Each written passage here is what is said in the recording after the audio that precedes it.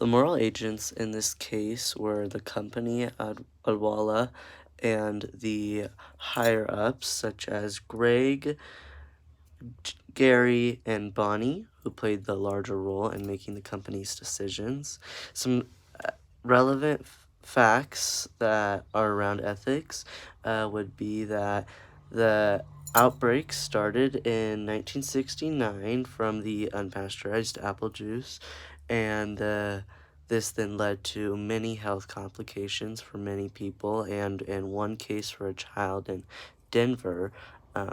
took their life. And it's important to note that it had been noted a few months prior to the E. coli outbreak.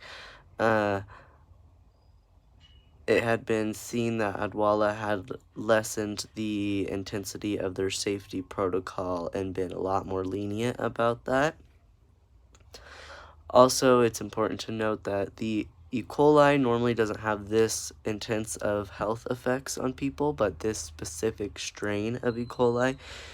has really intense health effects. The ethical problem within this is pretty much that the company was not having the health and safety of their consumers at the toppest level, and you could assume that maybe there was more focus around a capitalistic viewpoint of saving more money or getting the job done faster or using more of what they have, even if they know it's not at the premium conditions that they're promising their customers. Some ideas that I thought that they could do to have dealt with the outbreak better is the second they find out about it is to make an announcement, have the public know, and recall all of the items that contain the apple juice, and even maybe all of their other juices, or make sure to investigate if any of their other orchards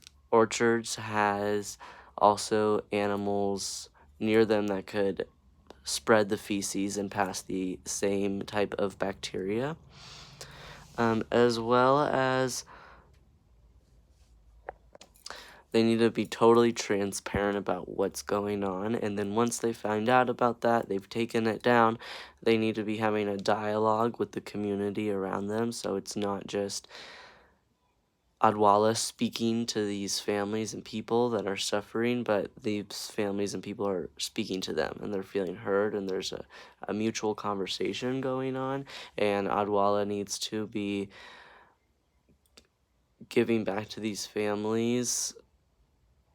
to help them pay for their medical bills, for compensation of mental health, also for getting sick.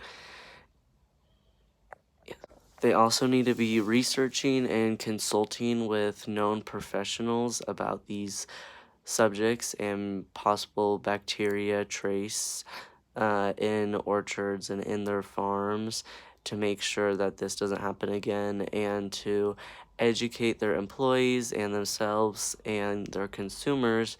about signs to look for that one may not think of as a problem but can lead to potential health dangers. If odwalla doesn't really take the time to handle this situation in a respectful and transparent manner, they're going to lose all of their customer confidence and trust, and then they won't be able to continue with their company because they will lose so much of their funds and of their business. Also,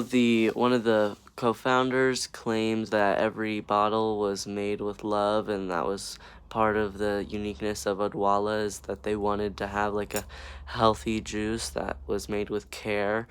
in each bottle, and if they're going to be spreading this as their message, then they need to be acting in that. And by cutting short on health and safety procedures to maybe save money or save time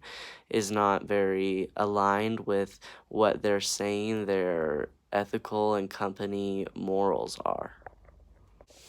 Once reading the second document and seeing how odwalla handled the situation, I would say that they handled it pretty well. and it was kind of pretty aligned with what I had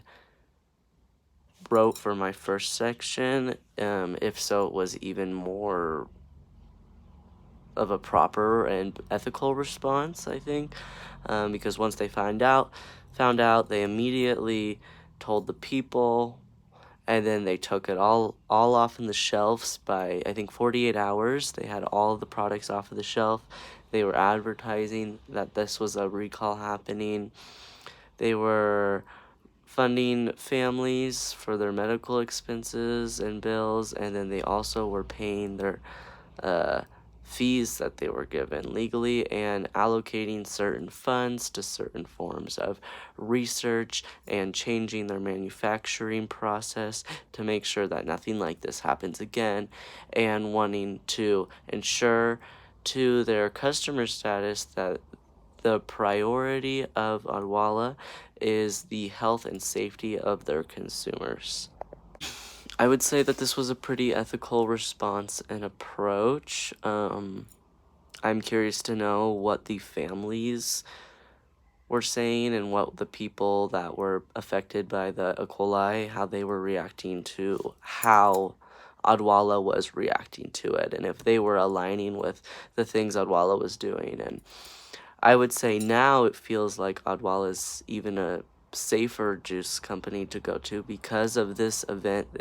and all the research and manufacturing and health and safety protocols that they're really implementing. I would imagine intensely because of the drasticity that they got to before is now that they are probably one of the more safer ones and are really trying to tell their customer